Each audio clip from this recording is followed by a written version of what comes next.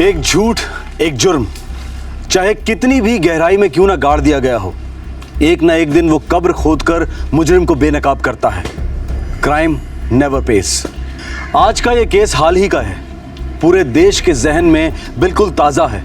हमने फिल्माने की सुविधा के लिए घटनास्थल और पात्रों के नाम बदल दिए हैं।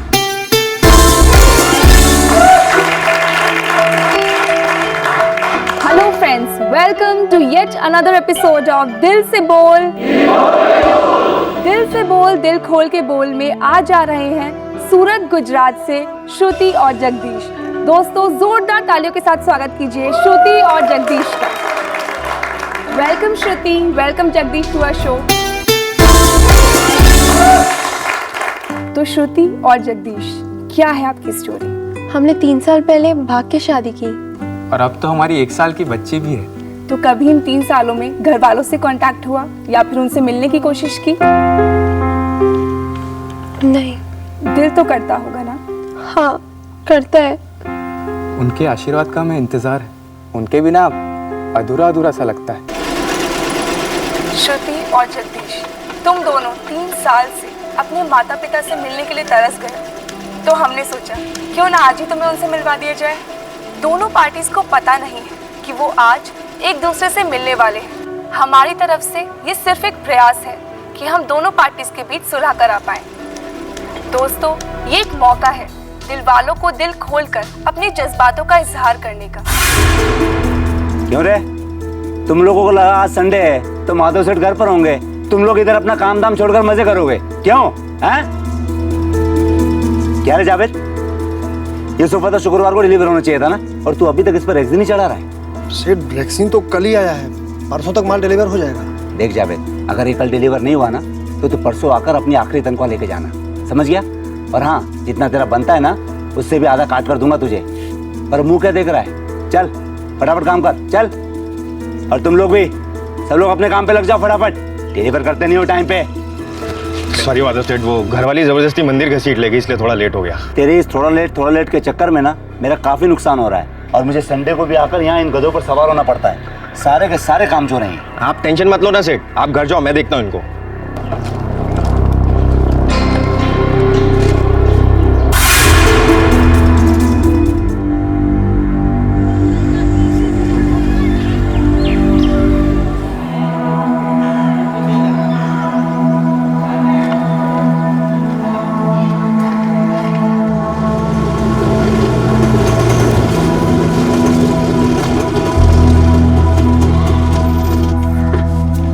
कल लास्ट पेपर है, याद है ना? टाइम से आ जाना। मैं सोच रहा हूँ टाइम से थोड़ा पहले ही आ जाऊँ। साथ बैठ के चाय वाय पियेंगे, उसके बाद मुझे कॉलेज छोड़ दूँगा, ठीक है? क्या बोलती है? ठीक है।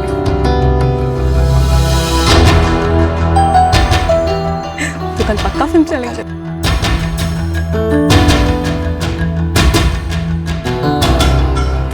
आ जाइए तू भी। हाँ ठीक है।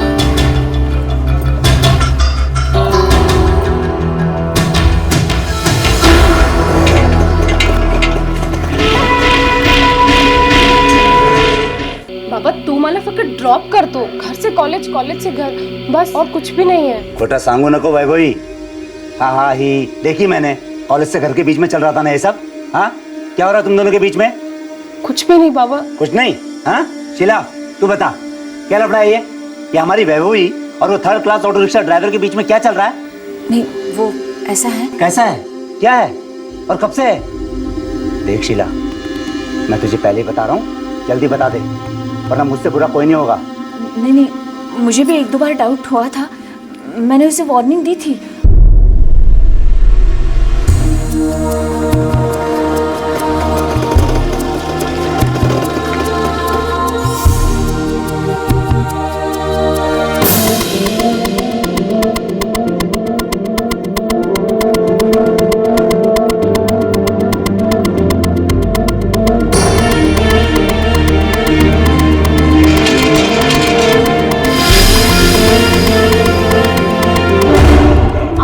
बहुत अच्छा लड़का है। बेटा, तेरे पापा उसकी अच्छाई नहीं देखेंगे, बस उसका ड्राइवर का पिल्ला देखेंगे। और एक ऑटो ड्राइवर के साथ। उसका नाम रमेश है। ठीक है रमेश, लेकिन तेरे बाबा तेरी शादी रमेश से नहीं करवाएंगे। आई अगर बाबा नहीं कराएंगे तो क्या हमारी शादी नहीं हो सकती? देख वैभवी, तू कुछ उल्टा सीधा मत सोचा, तेरे बाबा आग बबूला हो जाएंगे। वो तो अगर दाल में नमक कम होता है ना तो भी बाबा आग बबूला हो जाते हैं। जिंदगी में एक दिन भी ऐसा बीता है जब उन्होंने तुम्हें गाली ना दी हो? देखो भाई, मेरी जिंदगी तो अंधेरे में कट गई, बस तुम एक ही हो जो इस अंधेरे में आशा की किरण हो, और मैं तुझे दुखी नहीं देखना चाहती। पर आई मैं रमेश के बिना बहुत दुखी रहूंगी। उसके साथ रहोगी तो और ज्यादा दुखी हो जाओगी। मैं जानती हूँ तेरे बाबा को।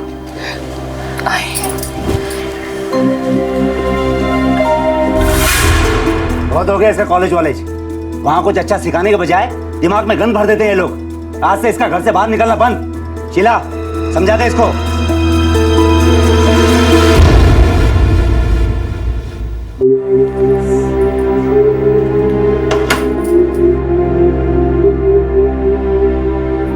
वैभवी, आई बाबा को क्या लगता है कि वो मुझे हमेशा के लिए यहाँ बंद करके रख लेंगे? एक मौका मिलेगा तो मैं उड़ नहीं जाऊंगी। उड़कर जाएगी कहाँ तू? तेरे बाबा ढूंढ कर तुझे वापस लाएंगे, पर काट देंगे तेरे बाबा को जानती है ना तू? आई सच कहूँ ना, मुझे नहीं लगता मैं बाबा को जानती हूँ। मैंने बस बाबा का एक ही रूप देखा है जो मुझे बिल्कुल पसंद नहीं। उनका कोई और रूप है या नहीं मैं नहीं जानती। मेरे लिए बाबा का मतलब है डर, और अब मैं इस डर से नहीं डरती। डर बेटा डर, अपने बाबा से डर, नहीं तो वो कुछ ऐसा कर देंगे कि क्या मेरी जबरदस्ती शादी करा देंगे? वो तो कुछ भी नहीं। तेरे बाबा तो क्या क्या करेंगे बाबा? बोलो ना आई। एक राज है जो सालों से मेरे अंदर दबा हुआ है। सोचा नहीं था कभी तुम्हें बताऊंगी। राज? कौन सा राज? तो क्या बोल रही है आई?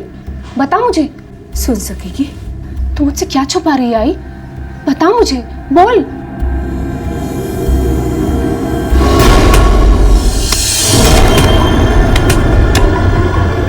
एक कठोर पिता और बगावत के कगार पर खड़ी एक जवान बेटी। बेटी एक ऐसे लड़के को चाहने लगी थी जिसे उसके पिता कभी स्वीकार नहीं करते।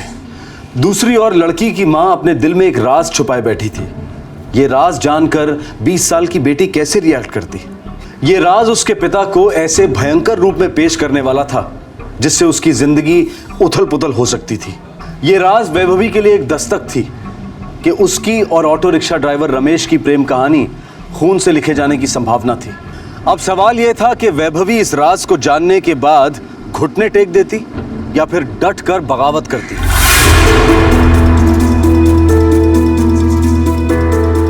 बाबा। अरे तू बाहर कैसे आलीस?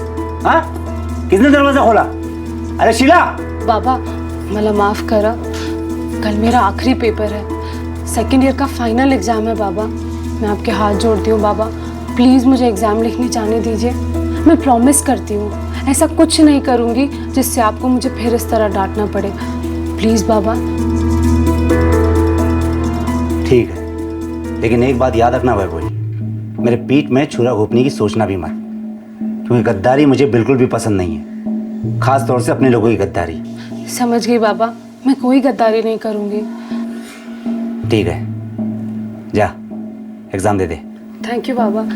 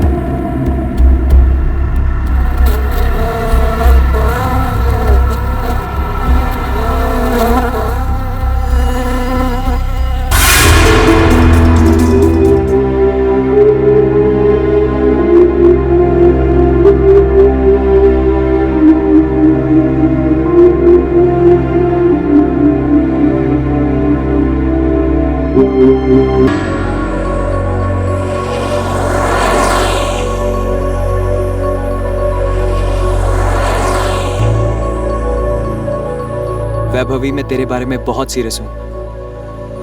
मुझे तू हमेशा के लिए चाहिए बस। तो फिर हमें आज के आज ही भाग जाना पड़ेगा और कहीं जाके शादी कर लेनी पड़ेगी। तुम्हारे घर गए तो मेरे बाबा सब कुछ बर्बाद कर देंगे। हलवा पूरी है, ऐसे कैसे बर्बाद कर देंगे? कर देंगे रमेश, कर देंगे। तुम मेरे बाबा को नहीं जानते हो। आई ने जो कुछ भी बताया सोचकर भी मेरे रोंगटे खड़े होते हैं। मेरे बाबा बहुत बुरे आदमी हैं, इतने बुरे कि तुम सोच भी नहीं सकते। बाबा ने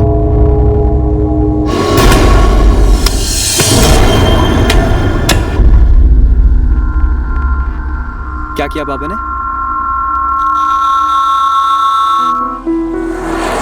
जो भी किया, मुझे क्या करना है मुझे पता है। हम यहाँ से पुणे चले जाएंगे, वहां जाके शादी करेंगे। वहां एक दोस्त है मेरा जो हमारा घर बसाने में मदद करेगा। तू अपना कॉलेज चालू रखना, मैं कोई ना कोई और नया काम ढूंढूंगा। अब फटाफट अपनी चाय पी और बिंदास एग्जाम लिख डाल, और फिर हमारी नई जिंदगी का मीटर डाउन। टिंग।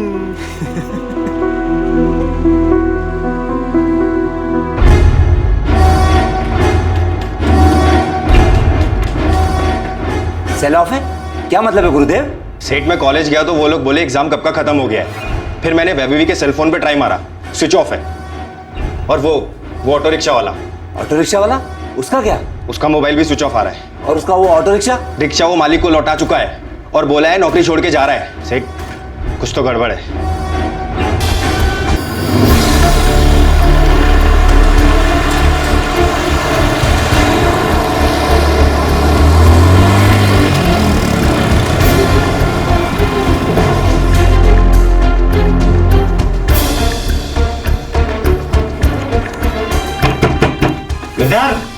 मुझे सच में कुछ नहीं मालूम साहब। पता नहीं रमेश कहाँ है। हमने वो कुछ बोले बगैर पता नहीं वो कहाँ है, क्या गायब हो गया। देख गिरधर, मैं अपनी बेटी को तो छोड़ूंगा नहीं, तो तू समझ सकता है कि मैं तेरे बेटे के साथ क्या करने वाला हूँ। लेकिन हाँ, अगर तू झूठ बोल रहा है, उनकी मदद कर रहा है या उन्हें छुपाने की कोशिश कर रहा है, तो मैं तेरा भी वही हश्र करूंगा जो तेरे बेटे रमेश का करने वाला हूँ।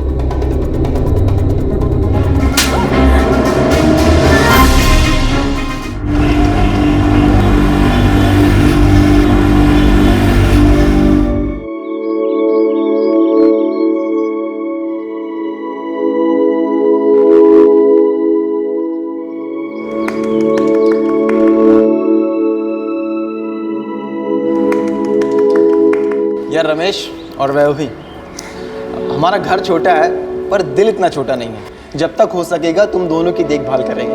यार कुमार, सिर्फ 1-2 हफ्ते की बात है। जैसे कोई नया काम मिलेगा हम दूसरी कोई खोली ले लेंगे। जब हमारी नई नई शादी हुई थी ना, हम भी ऐसे ही थे, एक नए घर की तलाश में। धीरे धीरे सब सीख गया, तुम भी सीख जाओगी।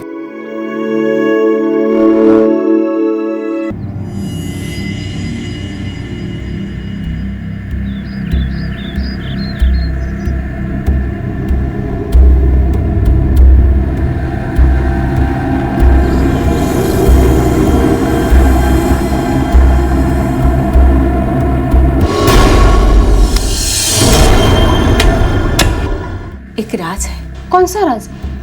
तू क्या बोल रही आई? सुन सकेगी? तू मुझसे क्या छुपा रही आई?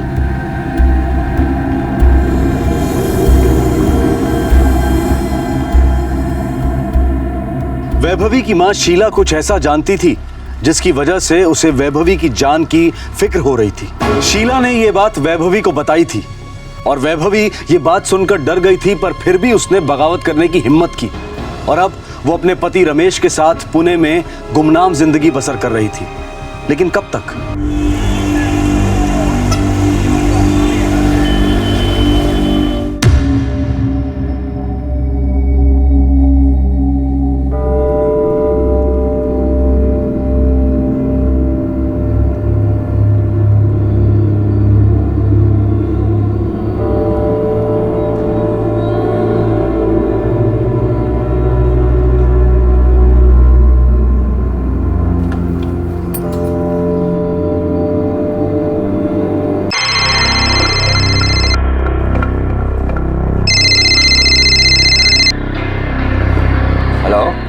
माधव जी, मैं कुमुद बोलते।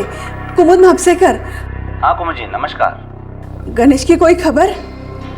नहीं कुमुद जी, अगर पता होता तो सबसे पहले आप ही को फ़ोन करता ना। मेरे कुछ समझ में नहीं आ रहा है। सुनीता और गणेश की भी कोई खबर नहीं और इनका भी कोई पता नहीं है। मैं तो ये मान ही नहीं सकती कि ये मुझे छोड़कर जा सकते हैं। धीरज रखिए कुमुद जी, श्रीनाथ आपके पति ही नहीं, मेरे बहुत अच्छे दोस्त भी हैं। मुझे खुद को यकीन नहीं हो रहा है कि वो इस तरह हम सबको अचानक छोड़ के कहीं चले गए, लेकिन अब वो गायब हैं तो गायब हैं और ये सच्चाई है। लेकिन आप बेफिक्र रहिए, जैसे ही मुझे श्रीनाथ या फिर आपकी बेटी सुनीता के बारे में पता चलता है मैं फ़ौरन आपको फ़ोन करता हूँ। मैं आपकी आभारी हूँ।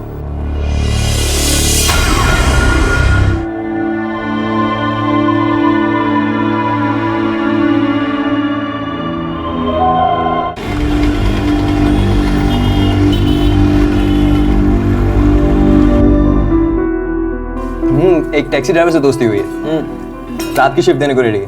अच्छा, कब से शुरू कर रहा? ये कोई 2-4 दिनों में शुरू कर दूंगा। रमेश, इन 2 दिनों में तुम पूरा पूना शहर अच्छे से घूम लेना, समझ लेना, ताकि टैक्सी चलाने में तुम्हें कोई प्रॉब्लम ना हो। कल सुबह से पूना दर्शन शुरू। और हाँ, वैभवी को जरूर साथ ले जाना, बेचारी का दिल बैठ सा गया है। नहीं नहीं, ऐसी कोई बात नहीं है, बस थोड़ा खो गई थी। वैभवी तो ठीक तो है ना? हाँ। बहुत उदास रहती है आजकल। नहीं, ऐसी कोई बात नहीं है। क्या शादी के 1 महीने में ही कंटाल गई मुझसे? ऐसा कभी मत कहना रमेश। एक तुम ही तो हो आई के बाद जो मेरे इतने करीब है। फिर भी तू मुझसे कुछ छुपा रही है। तेरी आई ने कुछ बताया ना तेरे बाबा के बारे में,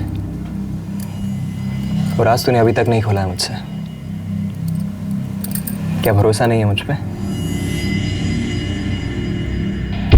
एक राज है। कौन सा राज? सुन सकेगी? तू मुझसे क्या छुपा रही है आई?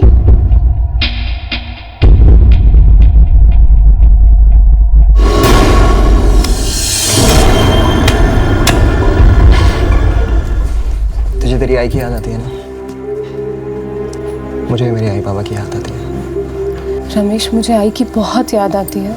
तो एक बार वापस चल के कोशिश करें, शायद तेरे बाबा का दिल पिघल जाए। कोई चांस ही नहीं है, क्योंकि दिल तो उसका पिघलता है जिसका दिल होता है। मेरे बाबा के सीने में तो दिल ही नहीं है। क्या है फिर? जहर। वैभवी, उस जहर की पूरी कहानी बता मुझे, बता।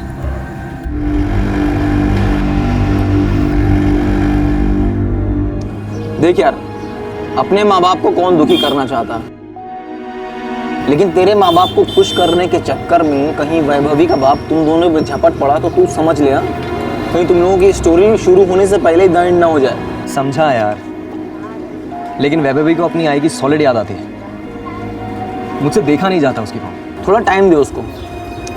क्या है, अभी शादी का खाली 1 महीना हुआ है।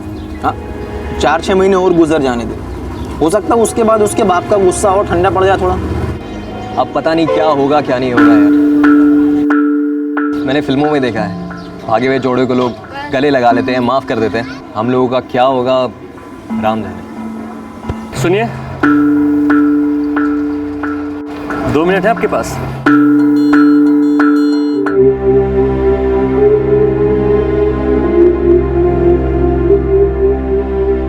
मेरी कुछ समझ में नहीं आ रहा है, पता नहीं क्या करूं। एक बार कोशिश करके तो देख, क्या बिगड़ेगा? हम उन्हें पता ही नहीं लगने देंगे कि आप लोग कहाँ हैं। हमारा भरोसा कीजिए, अब तक हमारे शो में जो भी कपल आया है उन सब की कहानी का हैप्पी एंडिंग हुआ है। दिल से बोल, दिल खोल के बोल ऐसे ही नंबर 1 शो नहीं है।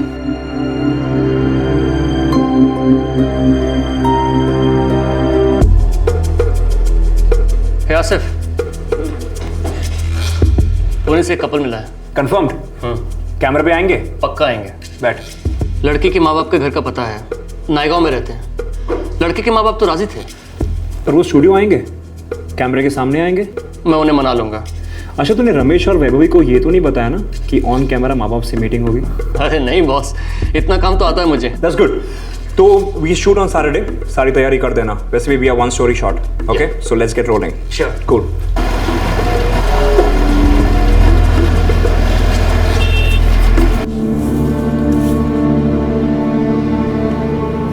भाई साहब सुनिए जी, ये माधव घोड़पड़ी जी कहाँ मिलेंगे? जी वो अंदर केबिन में जी, यहाँ से रास्ता। शुक्रिया।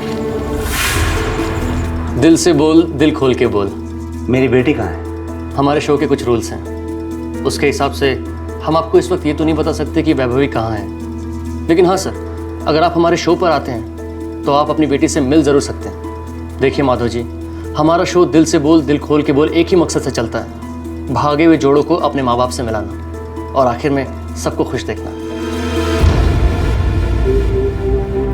आप वैभवी को माफ कर देंगे ना? पहले मिलने तो दे। हम एक टीवी प्रोग्राम में जा रहे हैं शनिवार को, अंधेरी में है, तब देखेंगे। लेकिन हाँ, तब तक कोई चूंचा नहीं, समझ गई ना? वैभवी और रमेश अब एक टेलीविजन रियलिटी शो के सेट पर जा रहे थे। अब सवाल यह था कि इस टेलीविजन शो का मंच कठोर पिता और बागी बेटी के बीच में सुलह करवाने वाला था, या फिर यह मंच बेटी के सारे डर को दूर कर उसकी आवाज को बुलंद करने जा रहा था।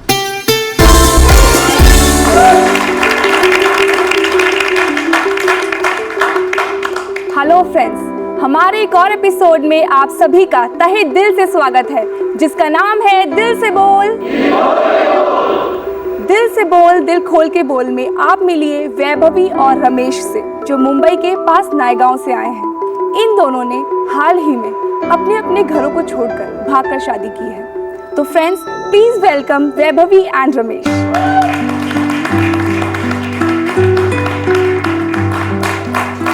Welcome Vaibhavi, welcome Ramesh, please have a seat.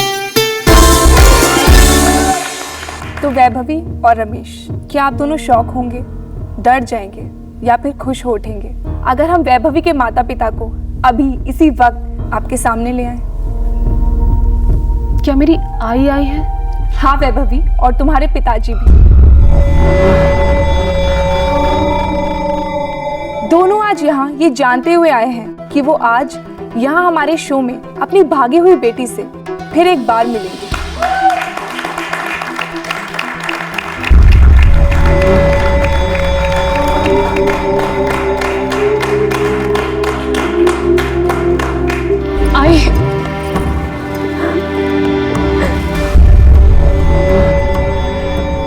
कैसी?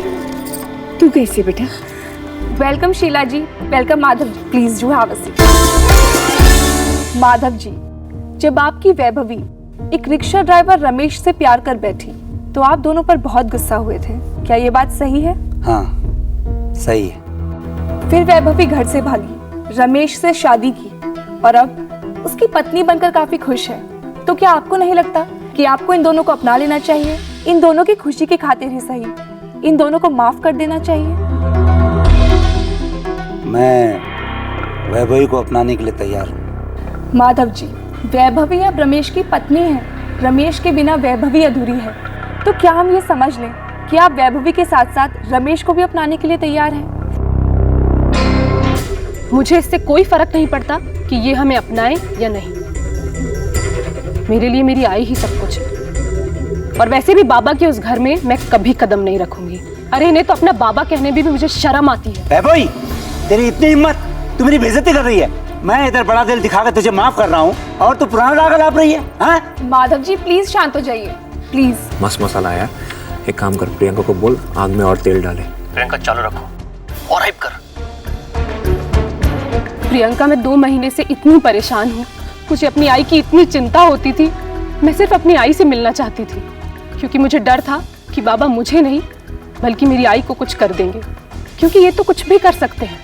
ये एक क्रिमिनल है। अपनी जबान को लगाम दे वैभवी, बस। प्रियंका जी, मैं सही कह रही हूँ। मेरे बाबा एक खूनी है। इन्होंने 3 लोगों का खून किया है और वो तीनों लाशें नायगांव के हमारे घर के पिछवाड़े में दफन की है।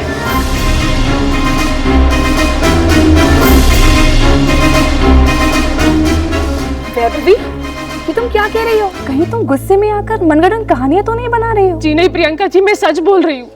अपने अंदर छुपा ये राज मैं दुनिया के सामने लाना चाहती थी, और मैं एक बार फिर कह रही हूँ कि मेरा बाप खूनी है, क्रिमिनल है। हाँ, तो तेरी शराफत की। मुझे लगता है तुम सब लोगों का प्लान है मुझे यहाँ बुलाकर मेरी बेइज्जती करने का। मैं जा रहा हूँ, मैंने रुकना शो में। चल गया। आओ, आओ।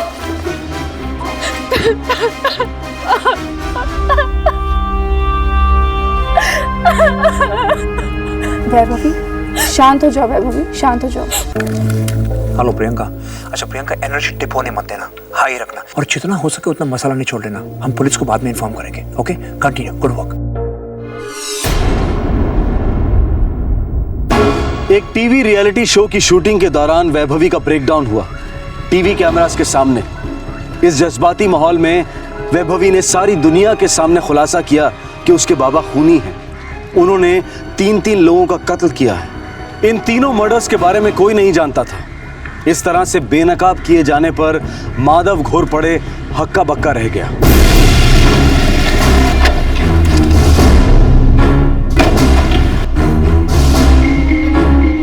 क्या बोला तूने? मैंने बस इतना बोला, इतना बोला।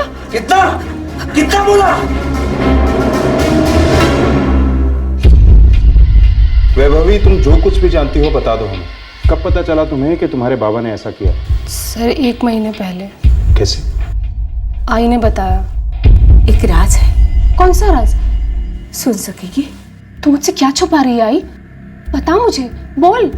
4 साल पहले याद है जब 2 साल के लिए तू अपने आजी के घर गई थी? जब मैं 9वीं 10वीं में पढ़ती थी, 2007-2008 में। हाँ, तब तेरे बाबा ने 3 लोगों को मार डाला था।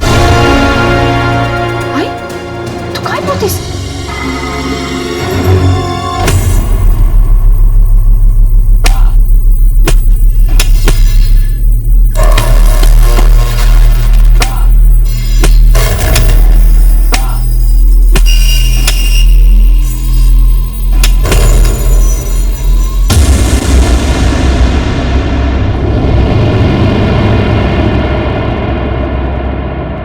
ये तीसरी बार घर के पिछवाड़े में कब्र खुदवा रहे थे।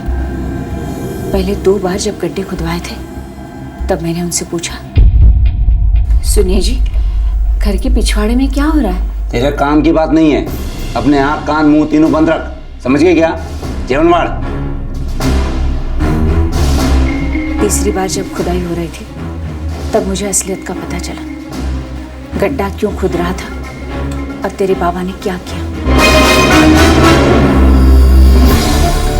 बस करो, बहुत हो गया। ये लो, अपने पैसे लो और जाओ।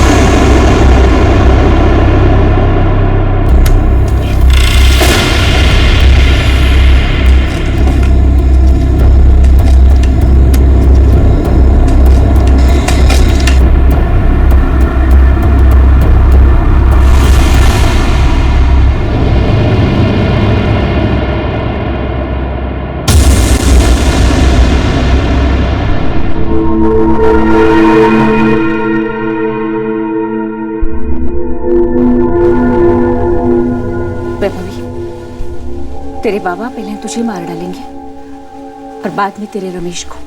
आई, वो 3 लोग जिन्हें बाबा ने मार डाला, वो लोग कौन थे? वैभवी, कौन थे वो लोग?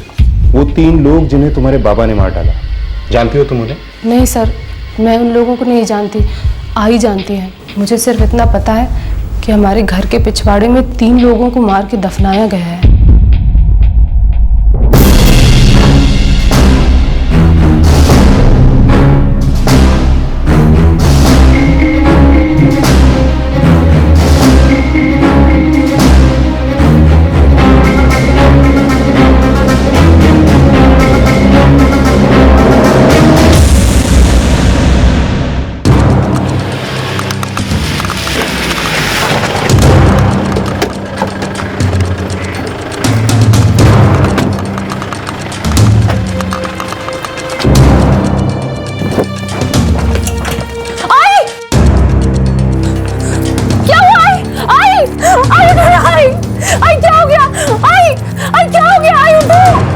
पूरे घर की तलाशी लो फौरन।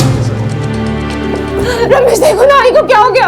आई शांत हो जाओ, मैं डॉक्टर को बुलाता हूँ। हाँ आई आई आई उठो। कुछ सीरियस नहीं है, माइनर कंकशन हुआ है। आई, तेरे साथ क्या हुआ है? क्या किया बाबा ने? क्या बोला तूने? मैंने बस इतना बोला, इतना बोला। कितना कितना बोला? मैंने बस इतना बोला कि आपने 3 लोगों को मारकर घर के पिछवाड़े में दफन कर दिया। 4 दिन का कंप्लीट बेड रेस्ट, उसके बाद ठीक हो जाएंगे। ठीक है, मैं चलता हूँ। शीला जी, हम जानते हैं कि आपकी तबीयत बहुत खराब है, लेकिन हमारे लिए ये जानना बेहद जरूरी है कि वो लोग कौन थे जिन्हें आपके पति ने मार डाला। इनका दोस्त श्रीनाथ मापसेकर।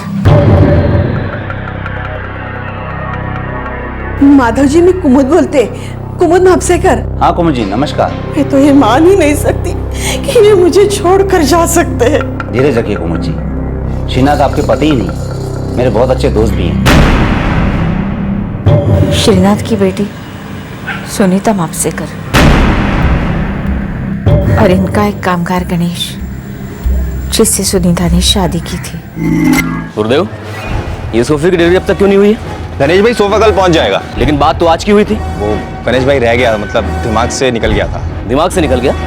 अगली बार तू नौकरी से निकल जाएगा हमेशा के लिए, समझा? चल हाँ, चला जल्दी जल्दी।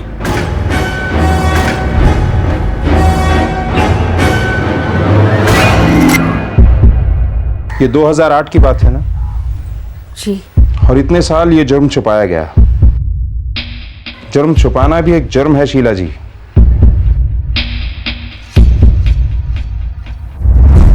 चला खोदाला चालू करा।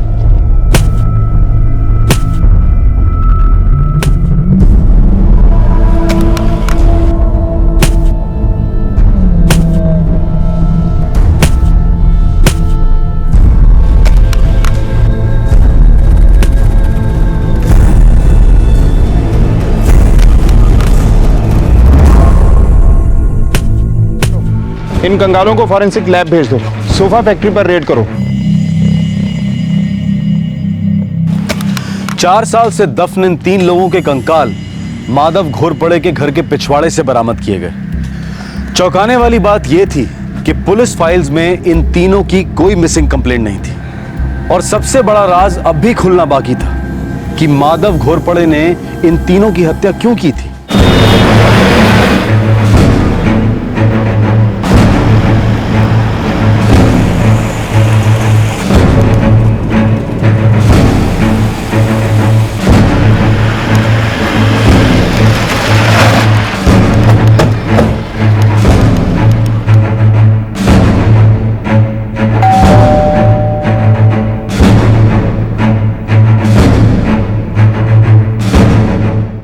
मेरे पति श्रीनाथ का एक औरत के साथ अफेयर था।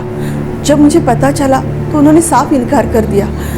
उसके बाद वो गायब हो गए।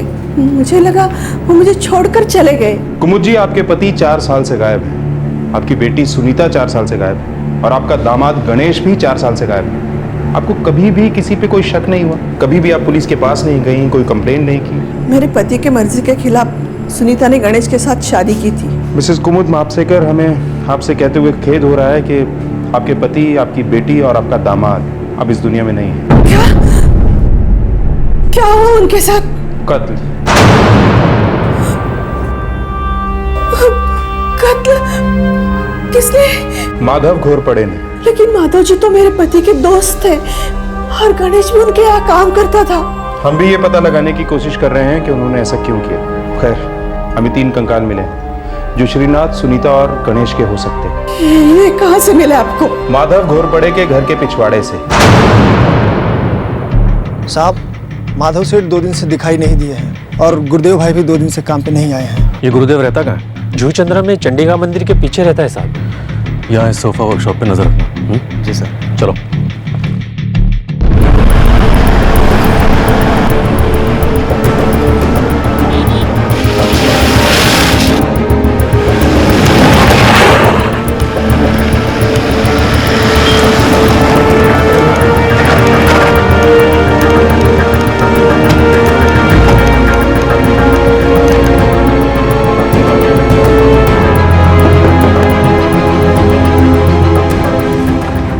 गुरुदेव कहाँ है? वो तो 2 दिन से घर पे नहीं आया सर। वही पूछ रहा हूँ, कहाँ छुप कर बैठा है वो? मुझे क्या पता साहब, मैं भी बहुत परेशान हूँ। मुझे कुछ नहीं बताया और फोन भी नहीं उठा रहे हैं। मर्डर केस में वांटेड है वो। अगर कांटेक्ट करे तो उसको बोल देना सरेंडर कर दे, नहीं तो देखते गोली मार देंगे। चलो। सर, माधव और गुरुदेव दोनों के सेलफोन ऑफ है सर। अब उसकी बेटी ने उसका सारा भांडा फोड़ दिया है। माधव को अंडरग्राउंड जाना ही जाना था। उसका जुर्म 4 साल बाद सामने आया है। देखते हैं कब तक चुप कर बैठता है।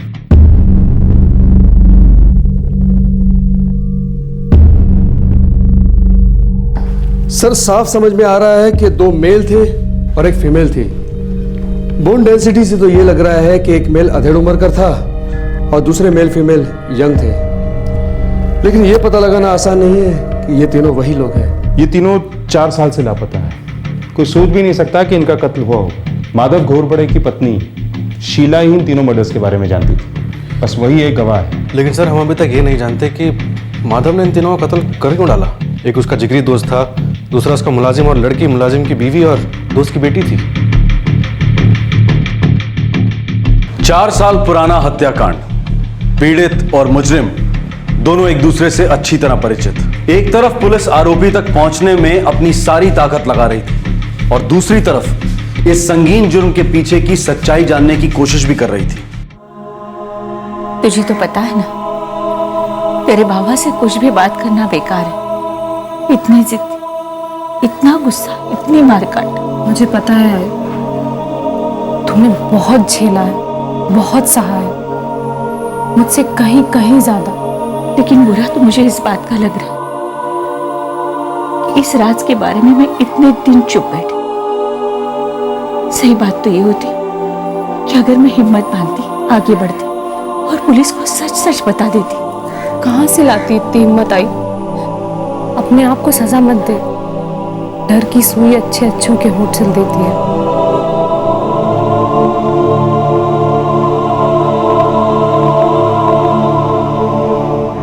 साहब, गणेश भाई तो माधव सेठ के खासम खास थे। तुम लोगों को कभी खटका नहीं कि गणेश वर्कशॉप नहीं आ रहा है? 4 साल से नहीं आ रहा है। काफी खटका था साहब। मैंने तो गुरुदेव भाई से गणेश भाई के बारे में पूछा भी था। ये बड़े सोफे के लिए है, बहुत पतला रहेगा रे। अरे गुरुदेव भाई। हाँ बोल। वो अपने गणेश भाई है ना, वो काफी दिनों से नजर नहीं आ रहे हैं। तेरे को बहुत याद आ रही है उसकी? जाना है उसके पास? नहीं भाई, मैं तो ऐसे ही पूछ रहा था। गणेश गया तेल लेने, तू अपने काम से काम रख। कट टू कट, समझा ना? जी भाई। और ये श्रीनाथ महापसेकर? उनकी तो माधव सेठ से पुरानी दोस्ती थी। उनका तो अक्सर वर्कशॉप पे आना जाना लगा ही रहता था।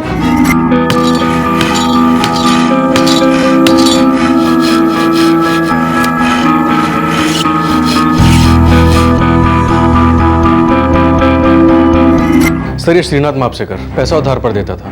हो सकता है पैसे को लेके दोस्तों के बीच में कुछ गड़बड़ी हुई हो। होने को हो सकता है, लेकिन श्रीनाथ की बेटी सुनीता, उससे क्या दुश्मनी हुई हो? एक बात बोलूं साहब, ये जो गणेश भाई थे ना, सुनीता से शादी के बाद माधव सेठ के घर पे ही रहते थे। शीला जी ने ये बात हमें बताई नहीं, आखिर क्यों? वैभवी की मां और माधव की पत्नी शीला घोरपड़े अब भी पुलिस से कुछ बातें छुपा रही थी। उसने ना तो वैभवी और ना ही पुलिस को यह अहम डिटेल दी थी कि गणेश मर्डर्स के पहले उनके ही घर में रह रहा था। पुलिस को अब शक होने लगा था कि शीला घोरपड़े माधव घोरपड़े के बारे में शायद काफी कुछ जानती है, जिससे वो अब तक इनकार करती आई है।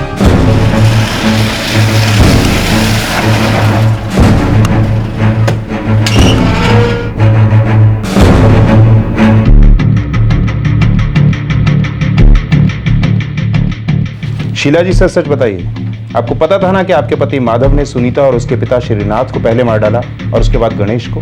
नहीं मालूम था। क्या आपको यह भी नहीं मालूम था कि शादी के बाद गणेश और सुनीता आप ही के घर पे रह रहे थे? आप ये भी नहीं जानती थी कि श्रीनाथ को यह जोड़ी नामंजूर थी?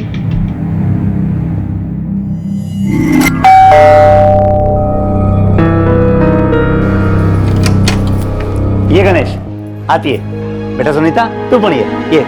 ये सब क्या है जी? क्या है? अरे कौन है पूछो, कौन?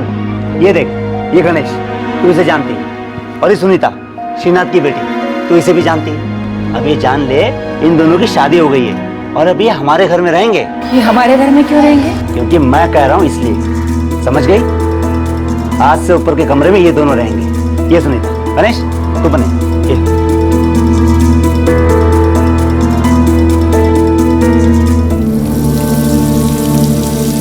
काकू, ये मेरे कुछ जेवर हैं और ये जेवर मैं आपके पास रखना चाहती हूँ। क्या आप अपने लॉकर में रख देंगी प्लीज? हाँ। सुनीता, तू हमारे घर रह रही है, तेरे आई बाबा को पता है? नहीं काकू, नहीं जानते। तो ये गलत है ना? पर काकू, वो लोग मुझे गणेश से शादी ही नहीं करने देते। तो तूने गणेश से शादी क्यों की? प्यार करती हूँ। प्यार करने वाले नजर नहीं चुराते। किसी बेवकूफ बना रही हो? मैं किसी को बेवकूफ नहीं बना रही हूँ काकू, सच्ची काकू। प्यार और व्यभिचार छिपाए नहीं छिपता। सारी दुनिया सच जानती है और गणेश को भी ये पता होगा। शीला जी, क्या था ये सच? सुनीता और गणेश की शादी क्यों हुई थी? मेरे पति माधव और सुनीता के बीच संबंध था, अफेयर था। ये शर्मनाक बात मैं वैभवी को कभी नहीं बता पाई, ना आप लोगों को। ये अवैध संबंध चालू रखने के लिए ही मेरे पति ने गणेश को सुनीता का पति बनाया, सिर्फ नाम के लिए, और उन दोनों को इसी घर में ठहराया। जो बेशर्मियां हो रही थी, गंदगी हो रही थी, मेरे आंखों के और कानों के सामने हो रही थी। श्रीनाथ भाऊ को इसके बारे में कुछ पता नहीं था, लेकिन जब उन्हें पता चला कि उनकी बेटी सुनीता और गणेश को उन्हीं के दोस्त माधव घोरपड़े ने पनाह दी, तो वो काफी बिगड़ गए।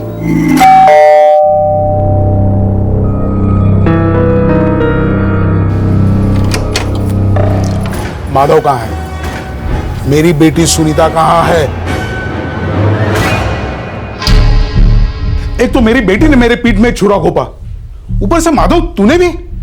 काय श्रीनाथ, कायपन बोलो नको। देख, तेरी बेटी तकलीफ में थी, वो मेरे पास आकर आंसू बहाने लगी, तो मुझसे देखा नहीं गया यार। मैंने सोचा कि जब तक तेरा दिमाग ठंडा नहीं हो जाता वो यही मेरे पास मेरे घर में रहेगी। अगर तेरी बेटी है यार। खोटा बोलते सू, सरासर झूठ है ये। अरे तुझे अच्छी तरह से पता है, तेरा ये नौकर गणेश मेरी बेटी को गुमराह कर रहा है, उसे फांस रहा है, तो उसे बचाने के बजाय तूने आग में तेल डाल दिया। ये सब तेरा किया कराया है। अरे तूने इन दोनों की शादी करवाई। नहीं श्रीनाथ, ऐसी बात नहीं है। मुझे तेरे से बात ही नहीं करनी है। सुनीता, चल घर चल। नहीं बाबा, जहाँ मेरे पति कहेंगे वही मैं रहूंगी, इनके साथ, हमेशा इन्हीं के साथ। देखिए श्रीनाथ जी, अगर आपको अपनाना है तो हम दोनों को अपनाइए, नहीं तो दोनों को नहीं। माधव, तुझे इस गद्दारी की कीमत चुकानी पड़ेगी। मैंने कोई गद्दारी की नहीं है श्रीनाथ। मुझे मेरे 5 लाख अभी के अभी चाहिए। देख श्रीनाथ, तो धंधे और घरेलू मामले को अलग अलग रख यार। अरे तेल लगाने गया है तेरा धंधा रे, मेरे घर को जलाकर फूक रहा है तू, और मुझे सिखा रहा है क्या करना क्या नहीं करना। ये देख, कल सुबह तक 5 पेटी मेरे घर पे नहीं पहुंची तो मैं पुलिस लेकर यहाँ पहुंच जाऊंगा, समझा? याद रखना, छोड़ूंगा नहीं तेरे को।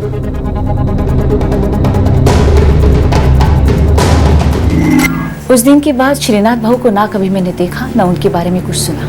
दूसरे दिन वो पैसे वसूलने नहीं आए? नहीं आए, लेकिन उसके 2 दिन बाद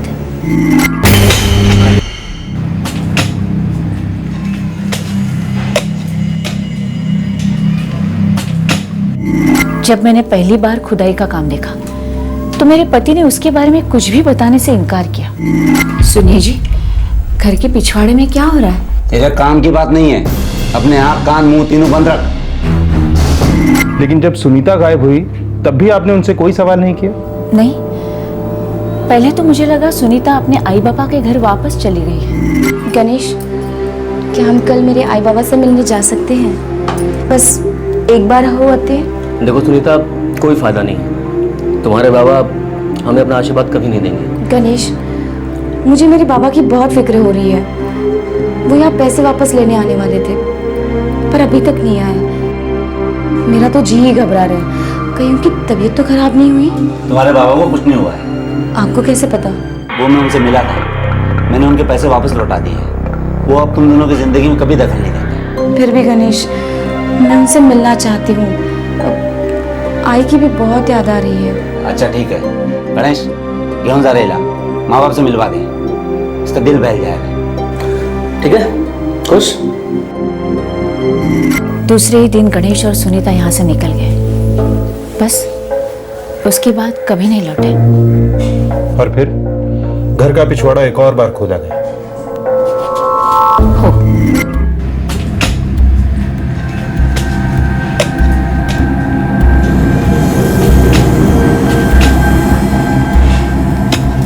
शीला जी, श्रीनाथ महापसेकर आपके पति को धमकाकर गए और फिर कभी नहीं लौटे। सुनीता और गणेश सुनीता के घर के लिए निकले और कभी वापस नहीं आए। एक बार भी आपको अटपटा नहीं लगा? अटपटी तो मेरी सारी जिंदगी थी इंस्पेक्टर। जब से वैभवी के बाबा के साथ मेरी शादी हुई तब से उनका अटपटा गुस्सा, उनकी अटपटी हरकतें देखते आई।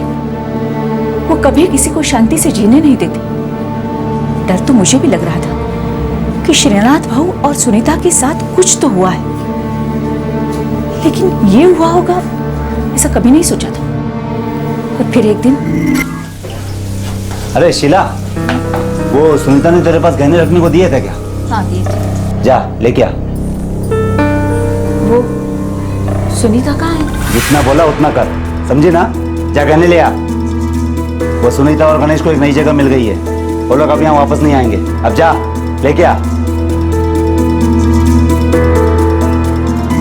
दूसरे दिन फिर से खुदाई हुई। इस बार इनके साथ कारखाने का गुरुदेव था।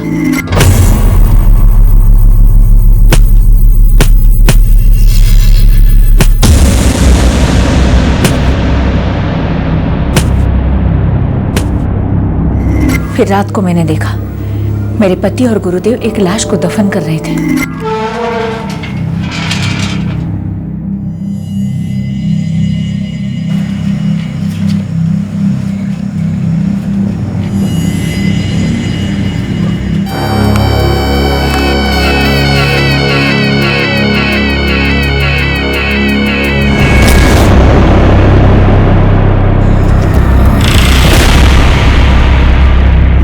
तब से मैंने गणेश को कभी नहीं देखा। शीला जी, आपके पति ने शायद आपको डरा के रखा था।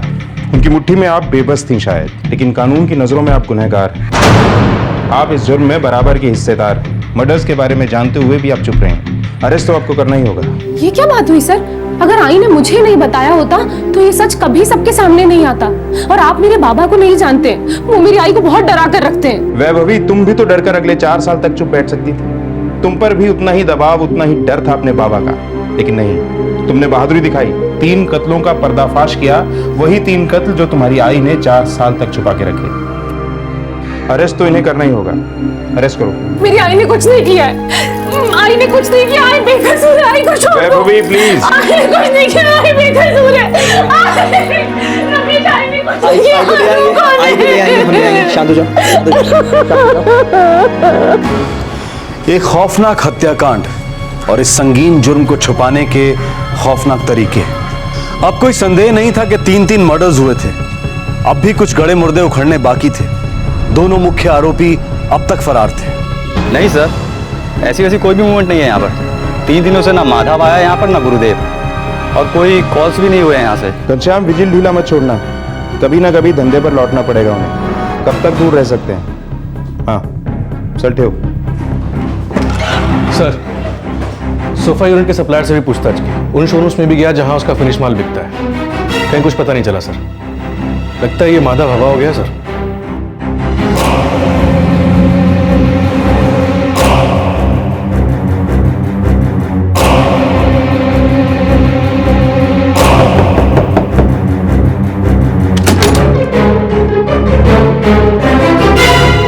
माधव सेठ, शीला वहिनी को पुलिस ने गिरफ्तार कर लिया है और सुनने में आया उन्हें आपके घर के पिछवाड़े से कंकाल मिले हैं। बहुत पुलिस है सेठ उधर। कारखाने में पुलिस है, मेरे घर पे भी पुलिस है। मतलब पंबू सेठ, मेरी बेटी ने धोखा दे दिया गुरुदेव। लेकिन सेठ, उन्हें आपके घर के पिछवाड़े से 3 कंकाल कैसे मिले? हमने तो एक को ही मारा ना। इसकी चिंता करने के लिए फिलहाल हमारे पास टाइम नहीं है। हमें तो ये सोचना है कि पुलिस के चंगुल से कैसे बचा जाए। बच के जाएंगे कहाँ सेठ?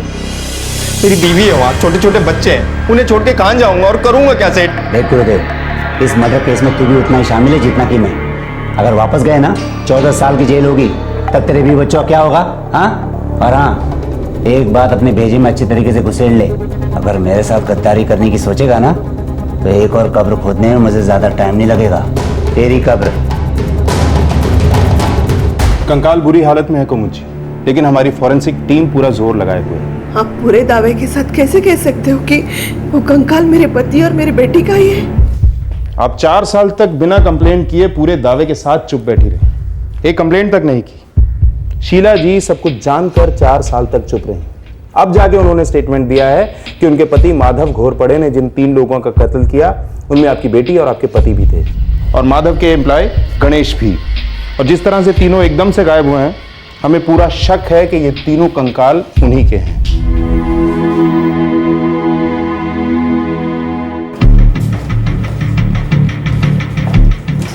सर, माधव और गुरुदेव के पोस्टर हर जगह लगा दिए हैं, bus station, railway station, market, सभी जगह, लेकिन अभी तक कोई खबर नहीं मिली है सर। पता नहीं किस बिल में छुप कर बैठे हैं साले। 4 साल तक 3 कब्रों पर बैठे रहे, अब खुद भी जमीन के अंदर कहीं खो गए हैं। सर, मैंने शीला जी से पूछा था, उनका कोई रिश्तेदार वगैरह है कोई? हाँ सर, एक भाई है नासिक में, पुलिस पार्टी भेजी थी वहाँ पे, लेकिन माधव उधर नहीं आया। एक हवलदार लगा दिया मैंने उधर। गुड। रत्नागिरी का टिकट लेना, फर्स्ट क्लास की लाना। जी सर। और हाँ, स्टेशन के बाहर किसी एजेंट को पकड़ना, अंदर जाने की जरूरत नहीं है वरना फंस जाएंगे। क्यों? क्योंकि स्टेशन के अंदर वांटेड लोगों की बड़ी बड़ी तस्वीरें लगती हैं। ठीक है सर। और उसके बाद भी अगर कुछ गड़बड़ लगे तो यहाँ आने की जरूरत नहीं है। फिर कहाँ जाऊँ? किधर भी चले जाना, बस टैक्सी पकड़ के किसी भी गर्दी वाले इलाके में चाय पीना, टाइम पास करना। माधव सेठ, हम दोनों के पास मोबाइल भी नहीं है। होटल का लैंडलाइन नंबर है ना तेरे पास? बिल्कुल ज़रूरी लगे तो ही फ़ोन करना, वो भी संभाल के, ठीक है? अब जा, टिकट ला। ठीक है सर।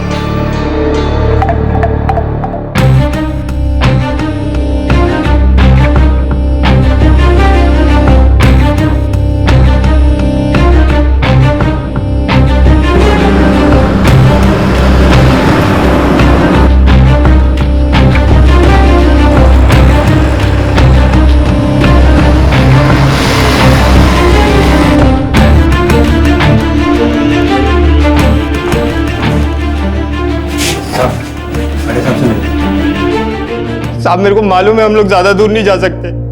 साहब, मेरी वाट माधव सेठ के कारण लगी है। साहब दया करो साहब, साहब मुझे बचा लो साहब, दया करो साहब, दया करो साहब। पहले बता, तेरा माधव सेठ कहाँ है?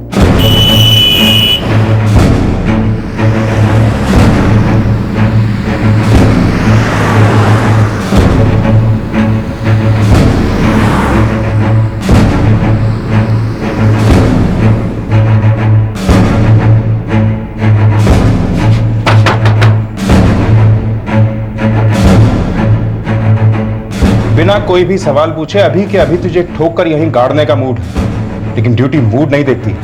घसीट के ले चलो इसे। चल चल।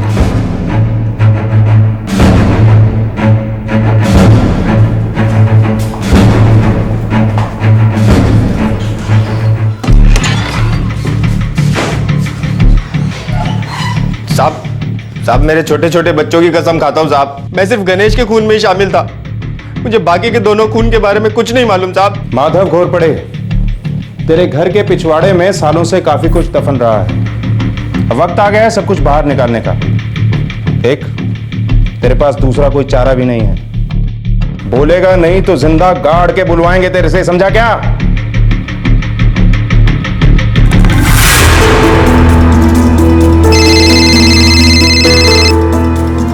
हाँ बोल माधव, पैसे रेडी है? अरे श्रीनाथ, शांत हो जा भाई। देख, मैंने सुनीता की मदद सिर्फ इसलिए करी क्योंकि वो तेरी बेटी है। तू मुझे शेंडी लगा रहा है क्या? हाँ? ये देख, इसमें तेरा ही कुछ गेम है। अब इसमें मेरा क्या गेम हो सकता है भाई? तू ही जाने। अरे मेरी बेटी सुनीता घर से भागती है और मुझे भनक तक नहीं लगती। किसके साथ भागी, क्यों भागी, कैसे भागी? और जब पता चलता है तो ये कि वो कुत्ता गणेश तेरा आदमी था, और ऊपर से ये भी पता चलता है कि तू ही इन दोनों का गॉडफादर बना है। तू क्या मेरे को येड़ा समझा क्या रे? हाँ? देख श्रीनाथ, इस वक्त तेरा दिमाग गर्म है। ऐसा करते हैं, आराम से बैठकर मिलकर बातें करते हैं। तेरे को बात ही करनी होती ना तो तब फोन करता जब मेरी बेटी सुनीता तेरे घर आई थी। अब मुझे कोई बात नहीं करनी है तेरे से। 1 घंटे के अंदर मैं तेरे कारखाने पर पहुंच रहा हूँ। मुझे मेरे 5 लाख मेरे हाथ में चाहिए, नहीं तो तू गया जेल में, समझा ना? अरे श्रीनाथ, हेलो हेलो।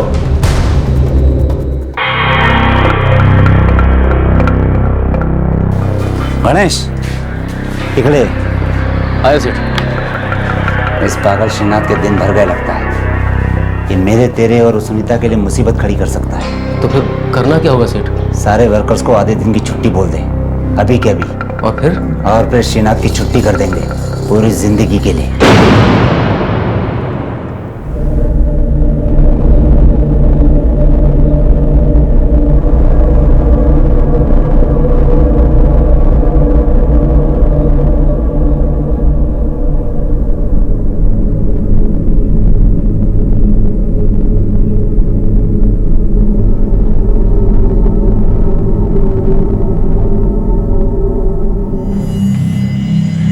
अरे श्रीनाथ, आजा, मैं तेरा कब से इंतजार कर रहा हूँ। माधव, पैसे कहाँ हैं? अरे यहीं पे हैं, आजा। किधर है? अरे इधर ही है, तो आ तो सही, आजा। किधर है? ये देख इधर, आजा। इधर? अरे इधर तो पूरा सामान ही सामान दिख रहा है। तू मुझे बेवकूफ बना रहा है। मेरे साथ गेम मत खेल। गेम के लिए तेरे पास टाइम ही का बचा श्रीनाथ, क्योंकि अब मेरी हट गई है।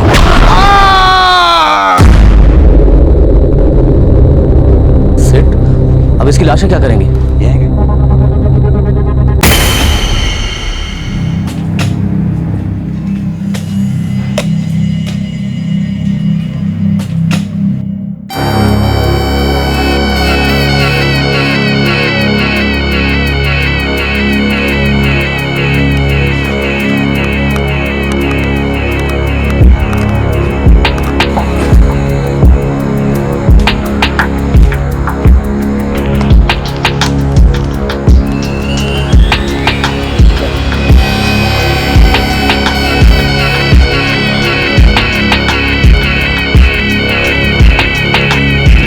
तूने श्रीनाथ को मार डाला क्योंकि तू उसके पैसे नहीं लौटाना चाहता था। फिर तूने सुनीता को मार डाला क्योंकि तू नहीं चाहता था कि वो जान जाए कि उसके पिताजी गायब हैं। गणेश, मुझे मेरे बाबा की बहुत फिक्र हो रही है। वो यहाँ पैसे वापस लेने आने वाले थे, पर अभी तक नहीं आए। मेरा तो जी ही घबरा रहा है, कहीं उनकी तबीयत तो खराब नहीं हुई। गणेश, घेऊन जा लेला, माँ बाप से मिलवा दे, उसका दिल बहल जाएगा। ठीक है, खुश? देख गणेश, अगर सुनीता अपने बाप के घर गई ना तो हमारी पोल खुल जाएगी। वो बहुत शानी है, अपनी माँ के जैसी नहीं है। वो ये नहीं मानेगी कि श्रीनाथ अपने रखेल के साथ भाग गया करके। वो चूंचा करेगी और अपनी गर्दन फंसेगी, मेरी और तेरी भी। तो फिर अब ये सुनीता को रोकना बहुत मुश्किल है, बहुत जिद्दी है वो। लेकिन रोकना तो पड़ेगा सेठ, और मैं तो रोकूंगा।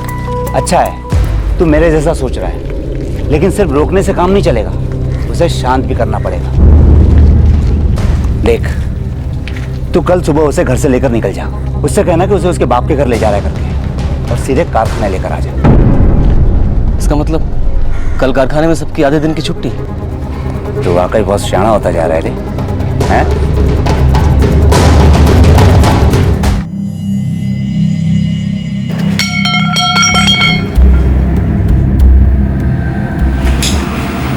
लवकर करा, ये आज मतली मादी तरी काढा।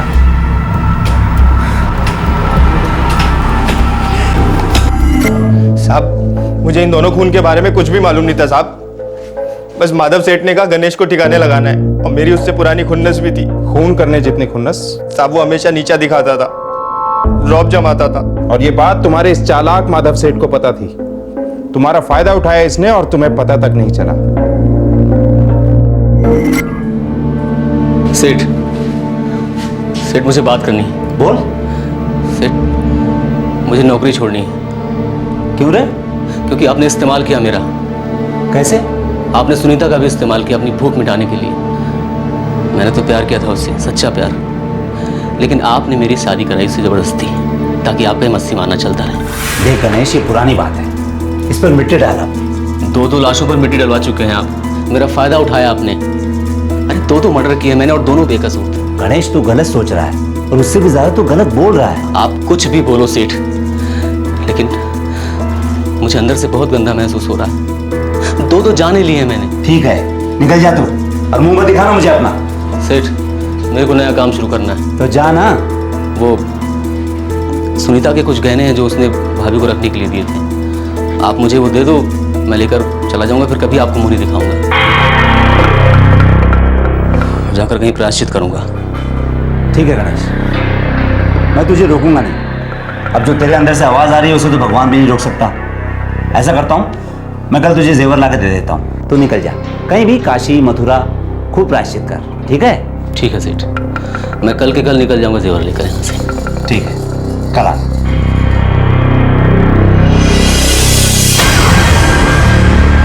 वो सुनीता कहाँ है? जितना बोला उतना कर, समझे ना? जा कहने ले आ। देख गुरुदेव, मुझे मालूम है गणेश तुझे खटकता है, तो उसकी जगह लेना चाहता है। नहीं सेठ, जगह वगह नहीं लेना चाहता। बस उसका बर्ताव पसंद नहीं है। अरे बर्ताव तो मुझे भी पसंद नहीं है, लेकिन क्या करूं, मजबूरी है। पर एक बात दिल से बोलूं, मैं चाहता हूं कि तू मेरा दाहिना हाथ बने। देख, मेरा कोई बेटा बेटा तो है नहीं, मेरे मरने के बाद ये सब कौन संभालेगा? तू ही तो है ना, मुझे अपना बाप मानता है ना? हाँ सेठ। तो बाप का एक छोटा काम करना पड़ेगा तेरे को, वो बिना सवाल किए। करेगा ना? करूंगा सेठ। तो आज चल।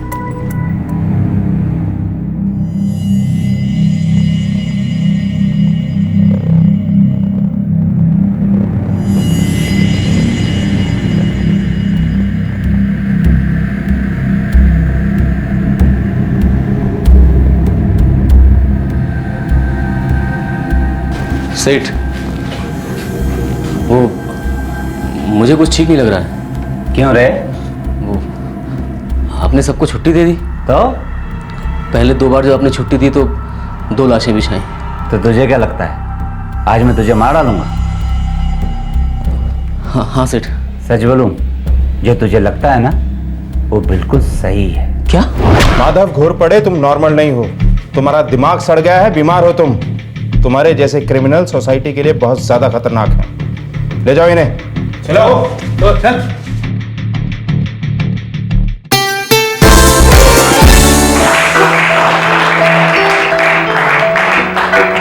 हेलो व्यूअर्स, हमारे एक और एपिसोड में आप सभी का तहे दिल से स्वागत है, जिसका नाम है दिल से बोल। दोस्तों, हम आपको बताना चाहते हैं कि हमारे पिछले एपिसोड ने धमाका मचा दिया था। हमारा शो कोई क्राइम शो नहीं है, बस महज एक इत्तेफाक है कि हमारी एक कंटेस्टेंट वैभवी गौरपड़े ने अपने पिता के हाथों किए हुए 3 मर्डर्स का खुलासा किया। इसी के चलते पुलिस ने उसके पिता को गिरफ्तार किया है और इस केस की बाकी छानबीन भी जारी है। तो दोस्तों, आज हम आपको मिलवाते हैं हमारे अगले कंटेस्टेंट से, जिनका नाम है रौनक अग्रवाल और काजल अग्रवाल।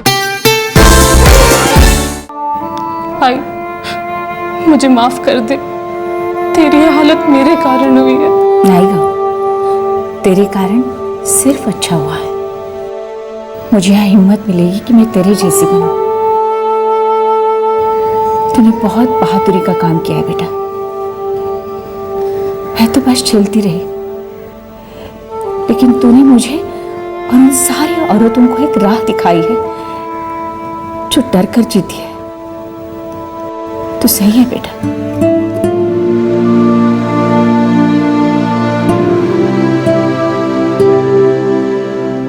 काश मैं तुम्हारी माँ के लिए कुछ कर पाता वैभवी, पर कानून कानून है। उन्होंने एक जुर्म को छुपाया है, सजा तो उन्हें होनी ही थी। मैं समझती हूँ सर, लेकिन मैं और पूरा पुलिस डिपार्टमेंट तुम पर गर्व करता है। तुमने एक नई मिसाल कायम की है।